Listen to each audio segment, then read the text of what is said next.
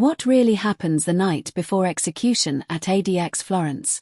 Before we begin, if you think you've heard every prison horror story out there, think again. Like this video, subscribe, and stay until the end. Because what happens inside America's most secure prison the night before an execution is something they don't want you to know. The fluorescent lights in ADX Florence never turn off. At 2:13 a.m., the silence inside the concrete labyrinth cracked, not with a scream, but with the sharp echo of metal slamming against metal. A guard sprinted down range 13, boots striking the floor in quick, controlled bursts. He didn't call for backup. Not yet. Not until he saw it for himself. Cell 221. The inmate scheduled for execution in less than 12 hours, Daniel Mercer, was standing perfectly still, facing the wall. His hands were behind his back, cuffed. His head tilted slightly, as if listening to something only he could hear. "Mercer," the guard said, voice low, steady. No response. Then the smell hit. Iron. Thick. Fresh. The guard's eyes dropped to the floor, and that's when he saw the blood. Not a pool. Not a spill. A line. A thin, deliberate streak of blood ran from the center of the cell to the steel door, stopping just inches before the guard's boots. Like it had been drawn. Measured. Intentional. Backup arrived within seconds. Protocol locked the wing down. Cameras were checked. Every angle. Every second. Nothing. No struggle. No movement. No visible injury. But Daniel Mercer's record didn't match what they were seeing.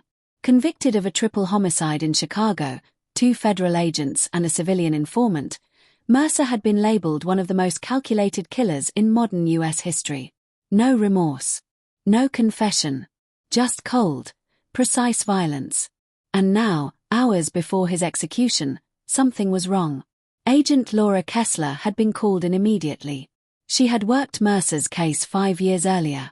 She knew his patterns, his silence, his mind games. But this wasn't part of the script.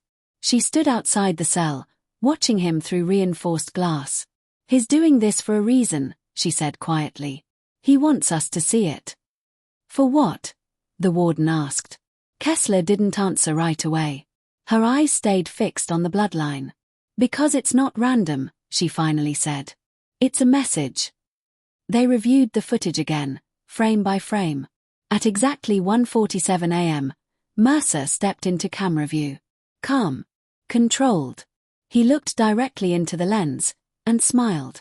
Then he dragged his finger across his own wrist, just enough to draw blood, and began tracing the line. Not frantically. Carefully. Like he was writing something only he understood.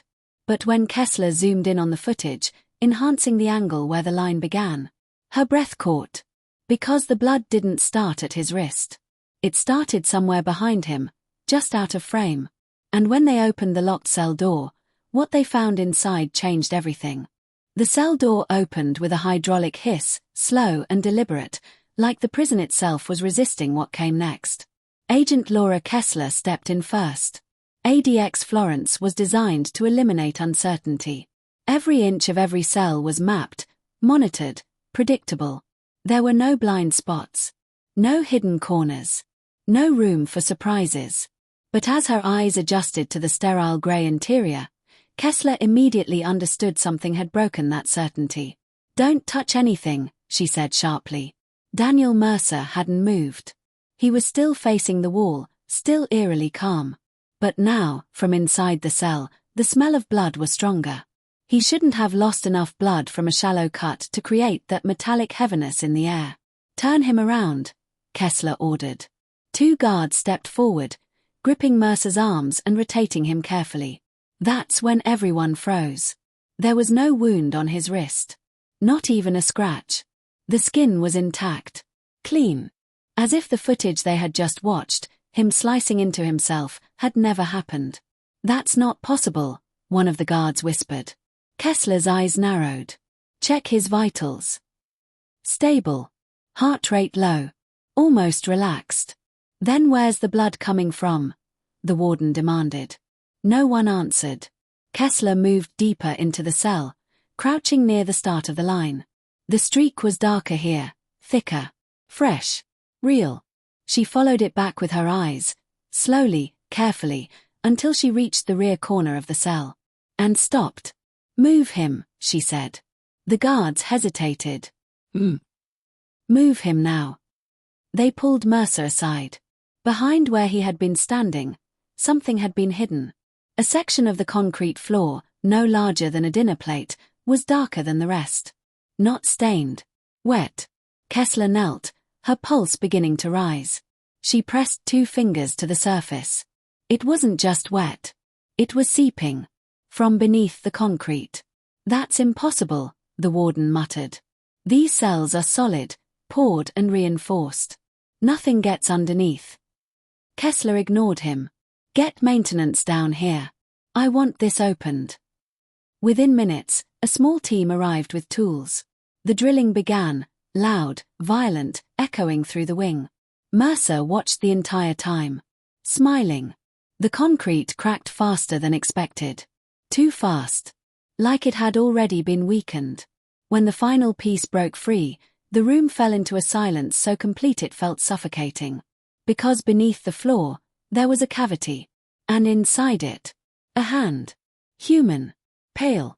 Lifeless. Stuffed into a space that should not have existed. The fingers were curled tightly around something.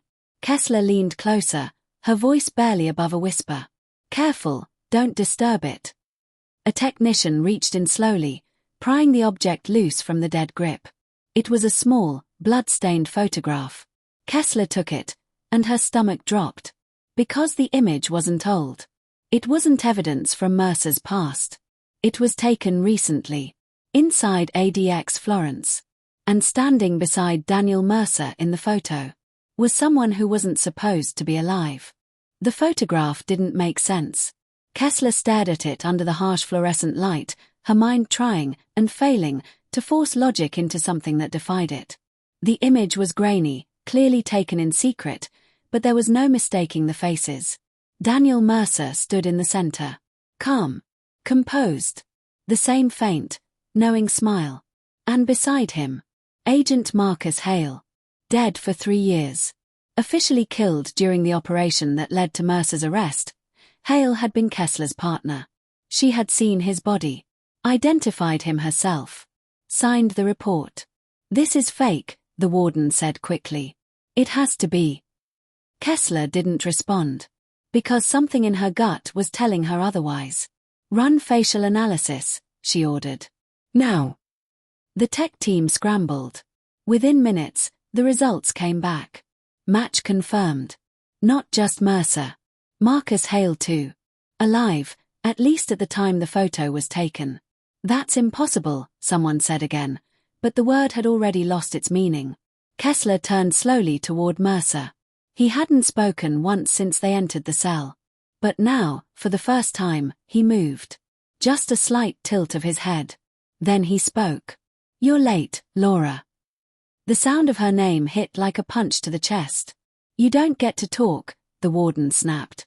But Kessler raised a hand, silencing him. How do you know that name? She asked, her voice controlled, but barely. Mercer smiled wider. He told me you'd ask that. Kessler's blood ran cold. Who? Mercer leaned forward slightly, his chains clinking softly. Marcus. The room seemed to shrink.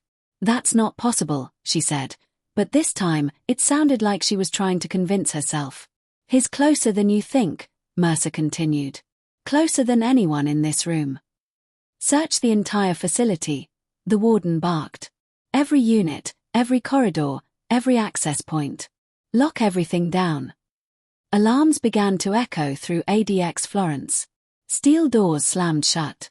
Guards moved fast, weapons ready. No one in or out. But Kessler didn't move. Her eyes stayed locked on Mercer. You staged this, she said. The blood. The body. The photo. This is a distraction. Mercer's smile faded, just slightly. Not a distraction, he said quietly. A countdown. Kessler felt it then. That shift in the air. That subtle, creeping realization that they weren't in control anymore. Countdown to what?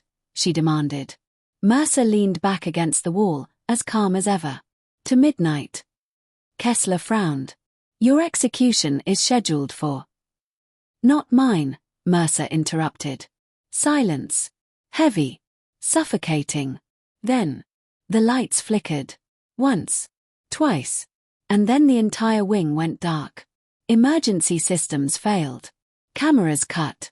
For the first time in its history, ADX Florence went blind. And in that darkness, a single gunshot echoed through the prison. The lights didn't come back on right away. For 12 long seconds, ADX Florence, built to control the most dangerous minds in the world, was swallowed by darkness. When the emergency generators finally kicked in, the flickering red backup lights cast everything in a distorted glow. Kessler's instincts took over. Status, she shouted. Voices crackled over radios. Confusion. Panic. Then one message cut through clearly. Officer down. Control corridor C. Kessler turned back toward Mercer's cell. Empty. The cuffs lay on the floor, still locked. For the first time since his arrest, Daniel Mercer was gone. How is that possible? The warden demanded, his voice breaking under the weight of something he could no longer control. But Kessler already knew the answer. This wasn't a break-in, she said quietly. It was a handoff. They rushed toward Corridor C. The scene was chaos.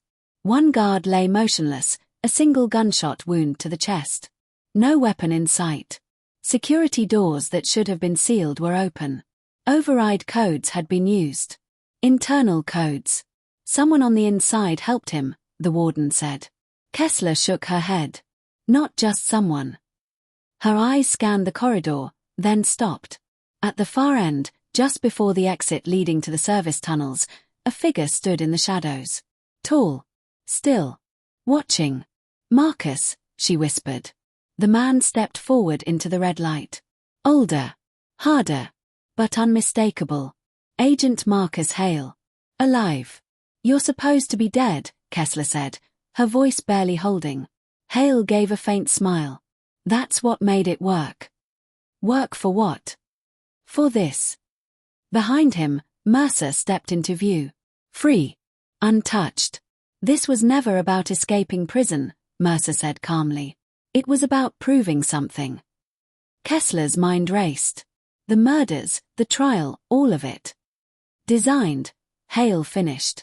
Every move. Every piece. You killed 3 people, Kessler snapped. Hale's expression darkened. Collateral. The word hit harder than the gunshot. You turned on everything, she said. For him. Hale shook his head. No. For the truth. What truth? Mercer stepped closer, his voice low, almost gentle. That the system you trust only works because people like us let it. Sirens began to rise in the distance, external response teams closing in. But neither Mercer nor Hale moved. They didn't need to. Midnight, Mercer said, glancing at the clock. 12 a.m. Right on time. Kessler's radio exploded with a final transmission. Multiple system breaches nationwide, federal databases compromised. This isn't just Florence. The signal cut. Kessler looked back at them, but they were gone. Vanished into the tunnels. No trace. No pursuit. Just silence. Daniel Mercer was never executed. Marcus Hale was never found. And the official report. It states that nothing unusual happened that night at ADX Florence. But the truth is still out there. And if you think this story was intense, you're not ready for the next one.